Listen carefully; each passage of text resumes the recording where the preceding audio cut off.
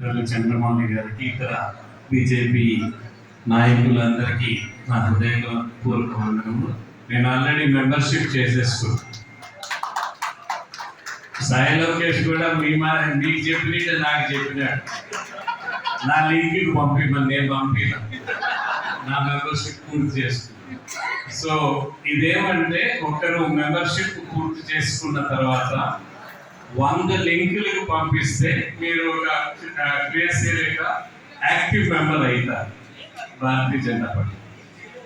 దీంట్లో మనకు నేను జనరల్గా మాట్లాడతాను. మోడీ గారి నాయకత్వం, భారతదేశం ఏ విధంగా పోతా ఉంది, ఎట్లా, ఇవన్నీ కూడా మీకు తెలిసినవే, ఎన్నోసార్లు మాట్లాడారు. ఇప్పుడున్న విషయం ఏమంటే మన పార్టీని బలోపేతం ఏ విధంగా చేసుకోవాలి. మనం కేంద్ర నాయకత్వం బాగా ఆలోచన చేసుకొని వారికి ఉన్న అనుభవంతో 30 ఏళ్ళు 40 ఏళ్ళు ఫీల్డ్లో పనిచేసిన తర్వాత ఒక సిస్టమ్ అనేది డెవలప్ చేశారు. మెంబర్షిప్ ఏ విధంగా చేయాలి, మెంబర్షిప్ దాన్ని ఏ విధంగా ముందరకు తీసుకోవాలి. మన దురదృష్టవశాత్తు మన రాష్ట్రంలో ముందరకు పోవటం లేదు బీజేపీ పార్టీ. ఏమి కారణాలు ఉన్నాయి మనం విశ్లేషణ చేసుకొని ఏ విధంగా ముందరికి పోవాలి. మన కోడూరు రాజంపేట ప్రాంతం చెట్టుకి చాలా ప్రసిద్ధి కాంచింది. ఒక చెట్టు నాటుతానే ఏం చేస్తాం మనము, ఆ చెట్టు పక్కన ఒక కట్టి కడతాం. ఎందుకు కడతాము? ఆ చెట్టు పడిపోకన్నా ఉండేది. ఆ చెట్టు కొంచెం పెద్దదైతే ఆ కట్టి తీసేస్తాం. మన పరిస్థితి ఎట్లుందంటే ఆ కట్టి తీసేసే పరిస్థితి లేకుండా పోయింది.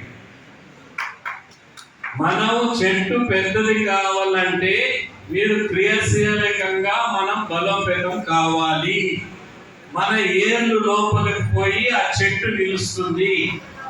కార్యకర్తలు యాక్టివ్గా లేకుండా ఉంటే, యాక్టివిటీ కాకుండా ఉంటే మనం ఎల్లకాలం వేరే వాళ్ళ కట్టెలు పట్టుకొని మనం నడిచేదానికి కుదరదు.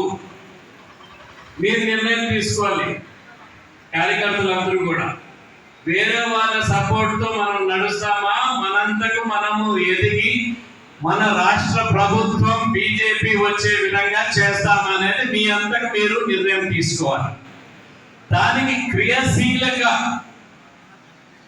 మీకు కూడా నమ్మకం లేనిట్టుంది. లేకపోతే తప్పట్లేదు నట్టలే కదా బీజేపీ వస్తుందంటే ఇప్పుడు అట్లే అనిపిస్తుంది. కానీ త్వరలో మంచి రోజులు వస్తాయి. బీజేపీ సొంతంగా నిలబడేదానికి ఉంటుంది. మనం ఎల్లకాలము ఎప్పుడు కూడా పొలిటికల్ పార్టీ పెరగాలంటే కింద కార్యకర్తలు స్ట్రాంగ్ ఉండాలి, కమిట్మెంట్తో ఉండాలి, ఐక్యతతో ఉండాలి, ఐక్యతతో ముందర ఉండాలి. ఐక్యతతో పాటు మనం కొత్త వాళ్ళని చేర్చుకునే వాళ్ళని ముందరకు తీసుకొని పోతా ఉండాలి. అందరూ కలిసి కట్టుగా పాత వాళ్ళని వదలకన్నా కొత్త వాళ్ళు చేరిన వాళ్ళు, ఇప్పుడు కొత్త వాళ్ళు చేరినారు, పాత వాళ్ళు వెళ్ళిపోతే ప్రయోజనం ఏముంది?